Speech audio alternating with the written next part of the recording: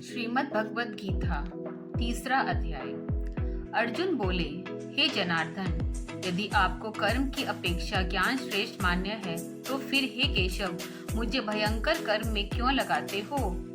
आप मिले हुए जैसे वचनों से मेरी बुद्धि को मानो मोहित कर रहे हैं, इसलिए उस एक बात को निश्चय करके कहिए जिससे मैं कल्याण को प्राप्त हो जाऊं।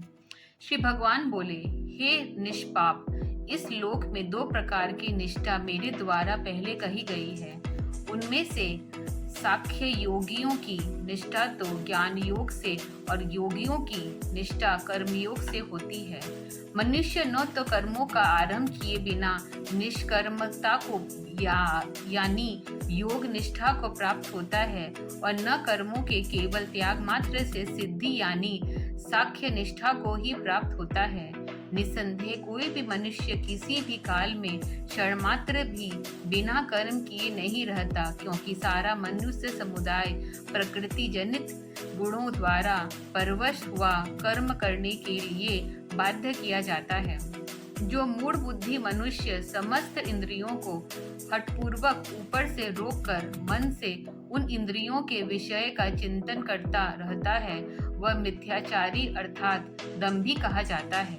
किंतु हे अर्जुन, जो पुरुष मन से इंद्रियों को वश में करके अनासक्त हुआ समस्त इंद्रियों द्वारा कर्म योग का आचरण करता है, वही श्रेष्ठ है। तू शास्त्र विहित कर्तव्य कर्म कर, क्योंकि कर्म न करने की अपेक्षा कर्म करना श्रेष्ठ तथा कर्म न करने से तेरा शरीर निर्वाह भी नहीं सिद्ध होगा।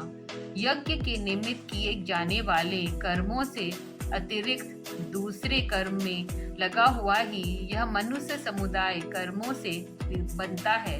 इसलिए हे अर्जुन, तू आसक्ति से रहित होकर उस यज्ञ के निमित्त ही भली भांति कर्तव्य कर्म कर। प्रजापति ब्रह्मा ने कल्प के आदि में यज्ञ सहित प्रजाओं को रचकर उनसे कहा कि तुम लोग इस यज्ञ के द्वारा बुद्धि को प्राप्त हो और यह यज्ञ तुम लोगों को इच्छित भोग प्रदान करने वाला हो। तुम लोग इस यज्ञ के द्वारा देवताओं को उन्नत करो और वे देवता तुम लोगों को उन्नत करें। इस प्रकार निस्वार्थ भाव से एक दूसरे को उन्नत करते हुए तुम लोग परम कल्याण को प्राप्त हो जाओगे। यज्ञ के द्वारा बढ़ाए हुए देवता तुम लोगों को बिना मांगे ही इच्छित भोग निश्चित ही देते रहेंगे। इस प्रकार उन देवताओं के द्वारा दिए हुए भोगों को जो पुरुष उनको बिना दिए स्वयं भोगता है, वह चोर ही है। यज्ञ से बचे हुए अन्न की खाने वाले श्रेष्ठ पुरुष सब पापों से मुक्त हो जाते हैं, और जो पापी लोग अपना शरीर पोषण करने के लिए ही अन्न पकाते हैं, वे तो पाप को ही खाते हैं। संपूर्ण प्राणी अन्न से उत्पन्न होते हैं। अन्न की उत्पत्ति वृष्टि से होती है, वृष्टि के यज्ञ से होती है और यज्ञ निहित कर्मों से उत्पन्न होने वाला है। कर्म समुदाय को तू वेद से उत्पन्न और वेदों को अविनाशी परमात्मा से उत्पन्न हुआ जान। इससे सिद्ध होता है कि सर्वव्यापी परम अक्षर परमात्मा सदा ही यज्ञ में प्रतिष्ठित है। हे पार्थ, जो पुरुष इस लोक में इस प्रकार परंपरा से प्रचलित सृष्टि चक्र के अनुकूल नहीं बरतता, अर्थात अपने कर्तव्य का पालन नहीं करता, वह इंद्रियों के द्वारा भोगों में रमण करने वाला पापायु पुरुष व्यर्थ ही जीता है। परंतु जो मनुष्य आत्मा में ही रमण करने वाला और आत्मा ही में ही तृप्त तथा आत्मा में ही संतुष्ट हो, उसके लिए कोई कर्तव्य नहीं है। उस महापुरुष का इस विश्व में न तो कर्म करने से ही कोई प्रयोजन रहता है और न कर्मों के न करने से ही कोई प्रयोजन रहता है, तथा संपूर्ण प्राणियों से भी इसका किंचित मात्र भी स्वार्थ का संबंध नहीं रहता। इसलिए तो निरंतर आसक्ति से रहित होकर सदा कर्तव्य कर्मों को भली भांति करता रहा, क्योंकि आसक्ति से रहित होकर कर्म करता हुआ मनुष्य परमात्मा को प्राप्त हो जाता है।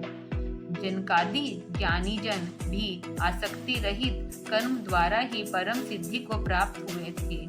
इसलिए तथा लोक संग्रह को देखते हुए भी तू कर्म करने के ही योग्य है, अर्थात तुझे कर्म करना ही उचित है। श्रेष्ठ पुरुष जो जो आचरण करता है, अन्य पुरुष भी वैसा वैसा ही आचरण करते हैं। वह जो कुछ प्रमाण कर देता है, समस्त मनुष्य समुदाय उसी के अनुसार बरतने लग जाता है।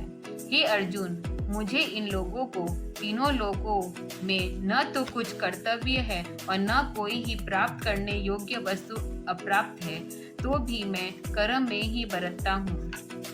क्योंकि हे पार्थ, यदि कदाचित मैं सावधान होकर कर्मों में न बरतूं तो बड़ी हानि हो जाए, क्योंकि मनुष्य सब प्रकार से मेरे ही मार्ग का अनुसरण करते हैं। इसलिए यदि मैं कर्म न करूं तो ये सब मनुष्य नष्ट भ्रष्ट हो जाए और मैं संकरता का करने वाला हूँ तथा इस समस्त प्रजा को नष्ट करने वाला बनूं। हे भारत, कर्म के आसक्त हुए अज्ञानी जन जिस प्रकार कर्म करते हैं, आसक्ति रहित विद्वान भी लोक संग्रह करना चाहता हुआ उसी प्रकार कर्म करें।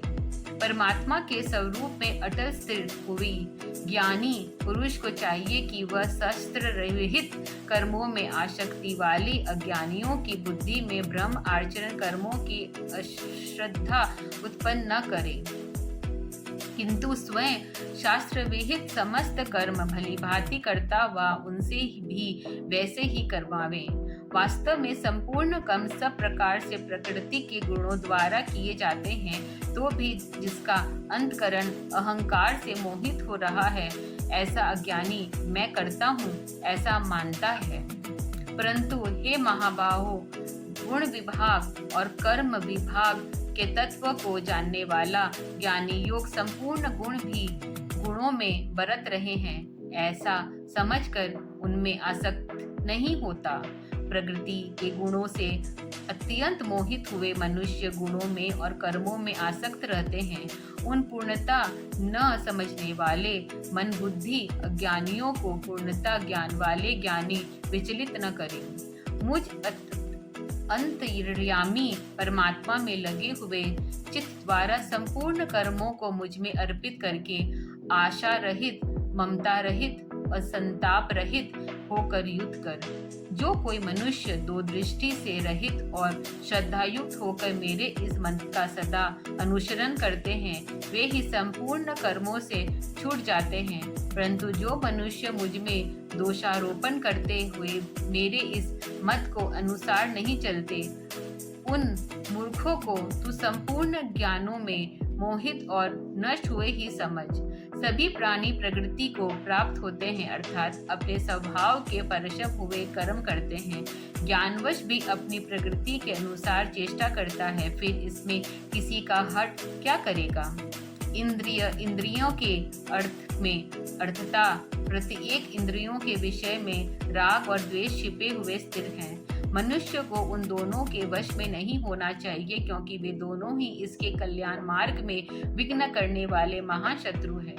अच्छी प्रकार आचरण में लाए हुए दूसरों के धर्म से गुण रहित ही अपना धर्म अति उत्तम है। अपने धर्म में ही तो मरना भी कल्याणकारक है और दूसरों का धर्म भय को देने वाला है। अर्जुन बोले, हे कृष्ण, तो फिर यह मनुष्य स्वयं न चाहता हुआ भी बताल लगाए हुए की भांति किसी से प्रेरित होकर पापों का आचरण करता है। श्री भगवान बोले, रजोगुण से उत्पन्न हुआ यह कर्म काम तो ही क्रोध है। यह बहुत खाने वाला अर्थात भोगों से कभी न खाने वाला और बड़ा पापी है। इसको ही तू इस विषय में बैरी जान। जिस प्रकार धुएं से अग्नि और मैले से दर्पण ढका जाता है तथा जिस प्रकार जेर से गर्भ ढका रहता है, वैसे ही उस काम के द्वारा यह ज्ञान ढका रहता है। और हे अर्जुन, इस अग्नि के समान कभी न पूर्ण होने वाले काम रूपी ज्ञानियों के नित्य बैरी के द्वारा मनुष्य का ज्ञान ढका हुआ है। इंद्रियां, मन और बुद्धि ये सब इसके वासस्थान कहे जाते हैं। यह काम इन मन, बुद्धि और इंद्रियों के द्वारा ही ज्ञान को आच्छादित करके जीवनात्मा को मोहित करता है। इसलिए हे अर्जुन, तू पहले इंद्रियों को वश में करके इस ज्ञान और विज्ञान का नाश करने वाले महान पापी कामों को अवश्य ही बलपूर्वक मार डाल। इंद्रियों को स्थूल शरीर से पर यानी श्रेष्ठ, बलवान और सूक्ष्म करते हैं। इन इंद्रियों से पर मन है, मन से ही पर बुद्धि है, और जो बुद्धि से भी अत्यंत पर है वह आत्मा है। इस प्रकार बुद्धि से पर अर्थात सूक्ष्म, बलवान और अत्यंत श्रेष्ठ आत्मा को जानकर और बुद्धि के द्वारा मन को वश में करके, हे महाबाहो, तो इस काम रूपी दुर्जय शत्रु को मार डाल। कल चौथा अध्याय सुनेंगे।